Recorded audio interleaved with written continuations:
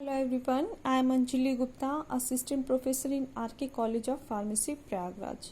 तो dear students, आज के इस लेक्चर में हम डिस्कस करेंगे थैलेसीमिया। थैलेसीमिया आपका ये जो है एनीमिया का ही टाइप है। इसमें भी आपके आरबीसी का डिस्ट्रक्शन होता है, आरबीसी का प्रोडक्शन नहीं होता है, जिसकी वजह से एनीमिया होता है। लेकिन ये थोड़ा डिफरेंट टाइप के हैं जो कि आपकी इनहेरिटेड है, जेनेटिक्स है। इसे हम देखते हैं आज के लेक्चर में। थैलेसीमिया जो वर्ड लिया गया है वो ग्रीक वर्ड के थैलेसा से लिया गया है, ठीक है, थैलेसा, जिसका मीन है सी। थैलेसा मीन सी। एक्चुअली स्टूडेंट्स, ये जो डिजीज है फर्स्ट टाइम मेडिटेरियन सी पॉपुलेशंस में पाई गई थी फर्स्ट टाइम, जो कि आपका अफ्रीका और मिडिल ईस्ट एशिया में बहुत ज़्यादा ये डिजीज़ फैली हुई थी एक टाइम पे। तो इसलिए इसे हम थैलेसीमिया, जिसका मीन क्या है सी, इससे डिनोट करते हैं, ठीक है। डिफिनेशन इसकी देख सकते हैं। It is a genetic disorder of haemoglobin synthesis in which there mutation in the DNA of cells that make haemoglobin.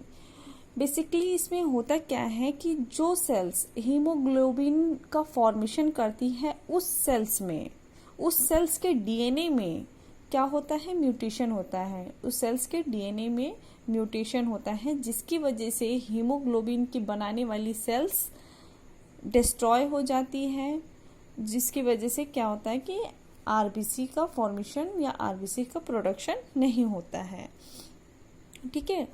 Basically हम देख लेते हैं यहाँ पे म्यूटेशन जो हो रहा है वो कहाँ हो रहा है। म्यूटेशन 4 ग्लोबिन चेन्स में हो रहा है। ये ग्लोबिन जो चेन्स हैं वो आपकी क्या है, आप देख सकते हैं यहाँ इसमें जो आपकी हीमोग्लोबिन बनती है वो बनती है आपके 147 अमाइनो एसिड से मिलके बनी होती है, जिसमें कि 2 चेन होते हैं, beta chain and alpha chain. 2 beta chain और इसमें 2 बीटा चेन होती हैं और 2 अल्फा चेन होती हैं, ठीक है। बीटा 1 इसे हम बीटा ग्लोबिन्स भी बोल सकते हैं, और 2 अल्फा चेन होती है जिसकी 4 सब यूनिट्स होती है, alpha 1, alpha 2, alpha 3 and alpha 4। आप इसे ये दोनों डायग्राम से समझ सकते हैं। ये जो एरो डायग्राम है ये नॉर्मल एडल्ट हीमोग्लोबिन है, जो आपकी क्या है, टेट्रामर है। टेट्रामर इसलिए कह रहे हैं क्योंकि इसमें 4 यूनिट्स लगी हुई हैं, 2 अल्फा और 2 बीटा एंड 2 अल्फा सब यूनिट्स लगी रहती हैं, ठीक है। ये देखिए एरो डायग्राम में भी 2 अल्फा ग्लोबिन सब यूनिट्स एंड 2 बीटा ग्लोबिन सब यूनिट्स। जो अल्फा ग्लोबिन सब यूनिट्स हैं वो आपके क्रोमोसोम 16 पे प्रेजेंट होते हैं, ठीक है, और जो बीटा ग्लोबिन सब यूनिट्स होते हैं वो क्रोमोसोम्स 11 पे प्रेजेंट होते हैं।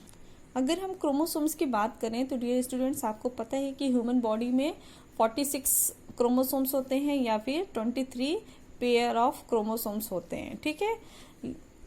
जितनी भी सेल्स होती हैं, ऑल टाइप ऑफ सेल्स, ठीक है। सपोज ये आपकी क्या है, सेल्स है, सेल्स में न्यूक्लियस है। प्रत्येक न्यूक्लियस में कितने क्रोमोसोम्स होते हैं, 46 क्रोमोसोम्स होते हैं। तो यहाँ पे कहने का मतलब यही है कि जो बीटा ग्लोबिन्स में अगर म्यूटेशन कॉज हो रहा है तो वो क्रोमोसोम्स नंबर 11 पे, और अगर अल्फा सब यूनिट पे म्यूटेशन कॉज हो रहा है तो वो क्रोमोसोम्स नंबर 16 पे। तो मीन कि जो क्रोमोसोम्स नंबर 16 या 11 होगा उस पे जो ये दोनों ही जो क्रोमोसोम्स हैं वो आपके क्या हैं, हीमोग्लोबिन के प्रोडक्शन के लिए हेल्पफुल होते हैं, हीमोग्लोबिन बनाते हैं। अब उस क्रोमोसोम्स में अगर म्यूटेशन कॉज हो जाए तो क्या होगा, आरबीसी का फॉर्मेशन नहीं होगा। ये क्रोमोसोम्स हैं, ठीक है। क्रोमोसोम्स आपके बने होते हैं किससे, डीएनए, न्यूक्लियोटाइड्स, प्रोटीन्स और न्यूक्लियोसाइड्स, इन सब से बने होते हैं, है ना। तो ये जो आपके बहुत ही कॉन्टैक्ट फॉर्म होते हैं एकदम पास वही जीन कहलाते हैं। और ये आपके डीएनए का स्ट्रक्चर, इसमें आपके बेस पेयर लगे होते हैं, फॉस्फेट ग्रुप, शुगर, ये सब अटैच होते हैं ना, वो न्यूक्लियोटाइड्स पूरे लगे होते हैं, ठीक है। ये समझ में आ गया। अगर हम इसके टाइप्स की बात करें तो ये दो टाइप्स के हो सकते हैं। अगर अल्फा क्रोमोसोम्स अल्फा थैलेसीमिया हो रहा है तो मतलब क्रोमोसोम्स नंबर 16 में कोई डिफेक्ट हो रहा है। अगर बीटा थैलेसीमिया हो रहा है तो क्रोमोसोम्स नंबर 11 में कोई डिफेक्ट हो रहा है। ठीक है, तो अब सबसे पहले देख लेते हैं अल्फा थैलेसीमिया। इसमें क्या है, क्रोमोसोम्स नंबर 16 पे डिफेक्ट्स हो रहा है, जिसकी 4 कॉपीज है, 4 कॉपीज है, मैंने आपको बताया था ये। ठीक है, alpha 1, alpha 2, alpha 3 and alpha 4 copies होती है। ठीक, अगर फर्स्ट अल्फा जीन डिलीशन हो रहा है तो ये क्या है, आपका साइलेंट कैरियर है।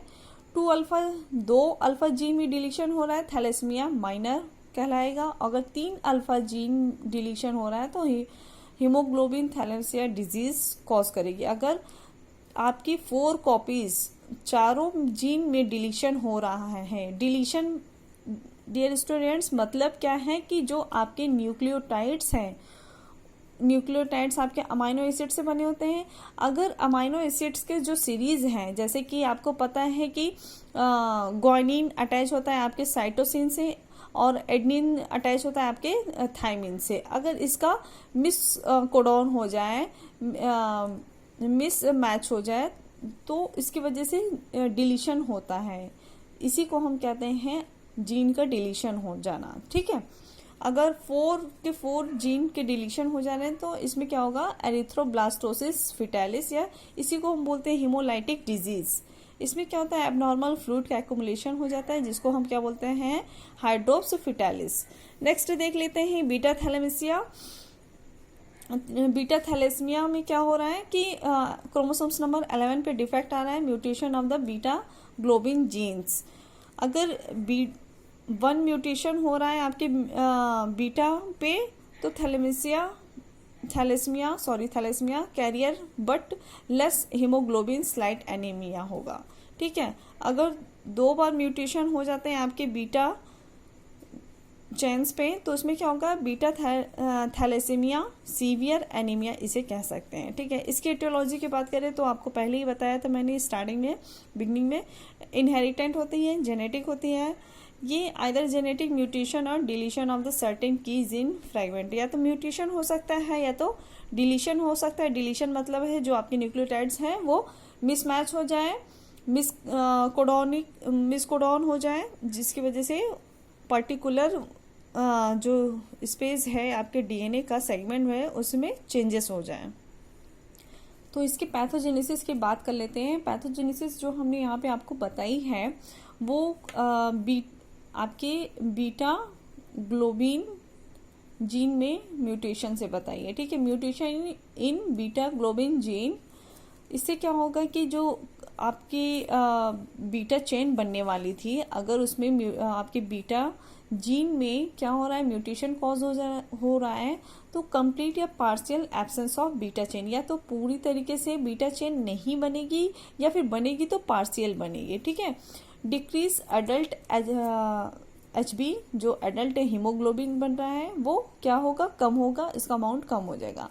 Alpha chain synthesis remain normal. अभी क्या मैंने बताया कि जो बीटा चेन में चेंजेस हो रहे हैं, आपकी म्यूटेशन कॉज हो रहा है, उसकी वजह से अभी अल्फा चेन में उसकी सिंथेसिस में कोई भी कैजुअलिटी नहीं आ रही है। यहाँ पे बीटा चेन की नॉर्मल सिंथेसिस हो रही है। ठीक है, but alpha chain gene unstable.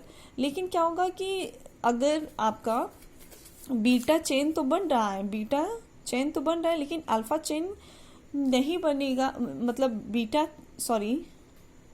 Beta chain में जो म्यूटेशन हो रहा है उसकी वजह से बीटा चेन या तो पार्शियल बनेगा या फिर एब्सेंस हो जाएगा। उसकी वजह से जो आपकी अल्फा चेन बन रही थी, अल्फा चेन तो बनेगी लेकिन क्या होगा कि वो क्या होगी, अनस्टेबल होगी, पार्टिसिपेट विद इन नॉर्मोब्लास्ट और इनसॉल्युबल इनक्लूज। नॉर्मोब्लास्ट मतलब आपका क्या है, इमेच्योर RBC, ठीक है, विथ पाइक्नोटिक न्यूक्लियस। पाइक्नोटिक न्यूक्लियस का मतलब होता है कि जो सेल्स की आपके आरबीसी की जो सेल्स की न्यूक्लियस है वो क्या होगी, बहुत श्रिंक हो जाएगी। श्रिंक होने के साथ साथ जो आरबीसी है वो इमेच्योर होगी, अपरिपक्व बनेगी। इनसॉल्युबल इंक्लूजन्स में क्या होता है कि इसमें वेरियस टाइप के जो न्यूट्रिएंट्स होते हैं, पिगमेंट्स हैं आपके आरबीसी के, वो आपकी नॉर्मल एक्टिविटी नहीं करेंगे अदर सेल्स की तरह, ठीक है।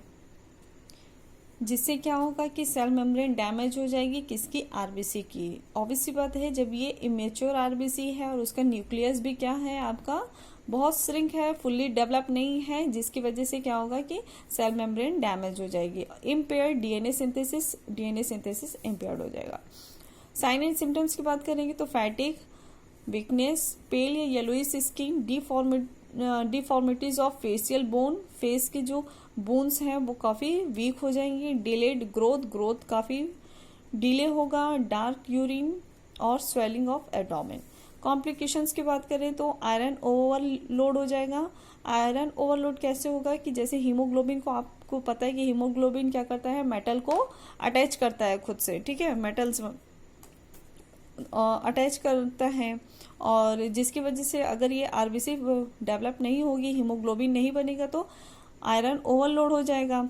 इन्फेक्शंस होने के चांसेस होते हैं। कॉम्प्लिकेशंस इनके जो हैं, इनलार्ज स्प्लीन, इसमें क्या हो गए, स्प्लीन इनलार्ज हो सकती है या अदर टाइप के हार्ट प्रॉब्लम्स हो सकते हैं। Okay, thank you everyone.